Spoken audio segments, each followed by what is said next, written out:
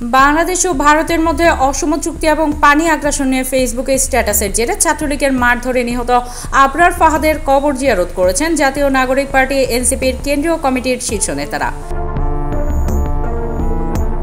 মঙ্গলবার দুপুর ১টার দিকে কুমারখালী উপজেলার কয়া ইউনিয়নের ৩ নম্বর ওয়ার্ডের রায়ডাঙ্গা গ্রামের গোরস্থানে পৌঁছান তারা। পরে ১টার সময় তারা আবরার ফাহাদের কবর জিয়ারত করেন। এরপর তারা আবরারের পরিবারের সদস্য ও স্থানীয়দের সঙ্গে কথা বলেন। আবরার ফাহাদের বাবা বরকতুল্লাহ ও মা রোকেয়া খাতুনের সঙ্গে মতবিনিময় করেন। এরপর জাতীয় নাগরিক পার্টি এনসিপির কেন্দ্রীয় কমিটির আহ্বায়ক নাহিদ ইসলাম সাংবাদিকদের সঙ্গে কথা বলেন। এরপর স্থানীয়দের সঙ্গে কথা বলেন। এরপর ১টা ২৮ মিনিটের দিকে তারা কুষ্টিয়ার উদ্দেশ্যে রওনা হন। তারা কুষ্টিয়া শহরে পদযাত্রা শেষে মেহেরপুরে যাবেন। জনতার অধিকার প্রতিষ্ঠা, রাষ্ট্রের কাঠামোগত সংস্কার এবং নতুন সংবিধানের দাবিতে দেশব্যাপী জুলাই পদযাত্রা কর্মসূচি পালন করছে জাতীয় নাগরিক পার্টি এনসিপি।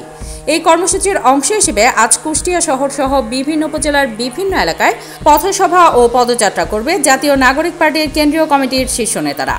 এর আগে তারা সোমবার দিবাগত রাত ১২টা ৫৫ কুষ্টিয়া শহরে পৌঁছান এবং হোটেলে রাত্রি যাপন করেন। এরও আগে সোমবার রাত ১০টায় তারা পাবনায় পথসভা ও পদযাত্রা করেন। সেখানে কর্মসূচি শেষ করে কুষ্টিয়ার উদ্দেশ্যে রওনা হন।